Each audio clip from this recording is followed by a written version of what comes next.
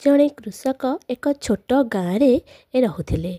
से निजर परिश्रम सहित निजर जमी चाष करुथिले एवं तांकर आवश्यकता पूरण करुथिले। से दिन राति कठिन परिश्रम करुथिले, किंतु तांकर सबुठारु बड़ समस्या हैला से समय को सम्मान करुनथिले। कृषक प्रायतः भाबुथिला बहुत समय अछि, मु परे करिबी। यह भावी से अनेक गुरुत्वपूर्ण कार्य को स्थगित रखिदेउथिला। फसल बुणिबा पई उपयुक्त समय आसिब, किंतु से अलसुआरे समय नष्ट करुथिले। वर्षा समय आसिले से खेतरे प्रस्तुति आरंभ करुथिले, तेणु तांकर फसल सर्वदा असंपूर्ण हेउथिला।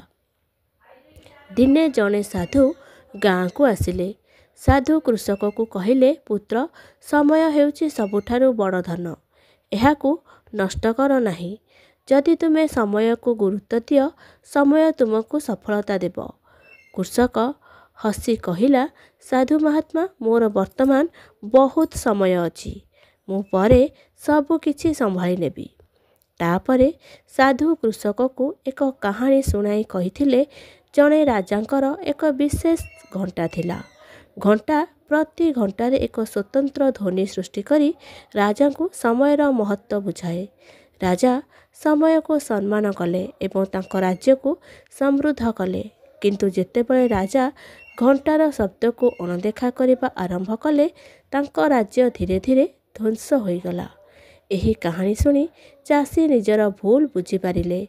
से स्थिर कले जे वर्तमान से समय को सम्मान करिवे। परदिनरु कृषक निजर समस्त कार्य ठीक समय करिबा आरंभ कले। से फसल बुणिबा पई उपयुक्त समय काढ़िले, कठिन परिश्रम कले एवं शीघ्र तांकर अमल प्रचुर हैला। से एक सुखमय जीवन यापन करिबा आरंभ कले।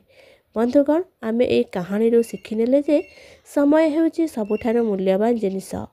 जदि आमे समय को सठिक भाबरे व्यवहार करू, तेबे आमे उभय सफलता एवं सुख पाइथाऊ। समय नष्ट करिबार अर्थ हेउची जीवनर सबुठारु बड़ क्षति करिबा। तेणु प्रत्येक मुहूर्तर मूल्य बुझिबा एवं एहाकू सठिक दिगरे व्यवहार करिबा।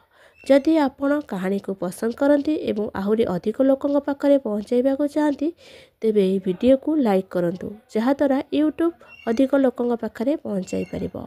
जदि आपण कहानी को पसंद करती, चैनल को सब्सक्राइब कर दियंतु और पाखरे थिबा बेल आइकन को प्रेस करंतु, जहाद्वारा मो वीडियोर प्रथम नोटिफिकेशन आपण माने पाई परिबे। पुणी देखा हबो आउ एक नुआ कहानी सह। रहिली, जय जगन्नाथ।